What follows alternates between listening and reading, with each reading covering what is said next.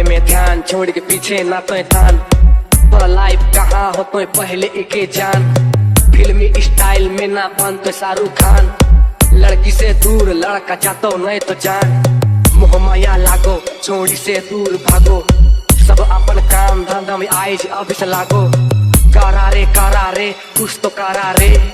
छोड़ के छोड़ा पेश से पढ़ा रे। छोड़ के छोड़ा पेश से पढ़ा रे।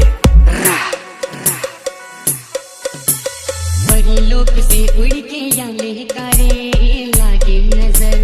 रूप सुंदर जवानी 16-17 कमाल कर। बड़ी लोग से उड़ के याले करे लागे नजर। रूप सुंदर जवानी 16-17 कमाल कर। जे देखे दिल थमी तोरे चर्चा कर। जे देखे दिल थमी तोरे चर्चा कर। नींद चैन ले गेले कारे तारे। दौड़ गेला आले दिल चोरा ले कसम से। चल गेले से लेम जंगली तूफान गाड़ी से। अता पता हाल खबर दे भेजबे। प्रेम चिट्ठी सते गोया लिख भेजबे। दौड़ गेला आले दिल चोरा ले कसम से।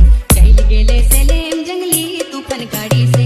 अता पता हाल खबर दे भेजबे। प्रेम चिट्ठी सते गोया लिख भेजबे। छोड़ी बातेज खाती नॉन रोटी भेज। इंस्टा में साइड से हाँ रखे लंबा पेज। कितना डिजाइन हुआ कितना रिजाइन हुआ। कितना सेलेक्ट होले कितना जनसाइन हुआ।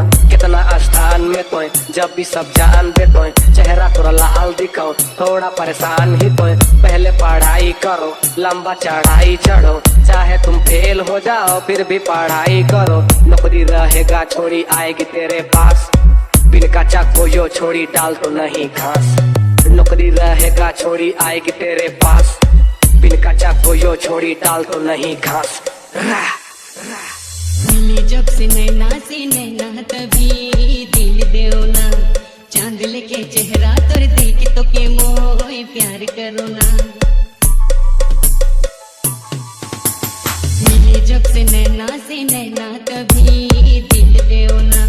चांद लेके चेहरा तोर देख तो के मोए प्यार करो ना।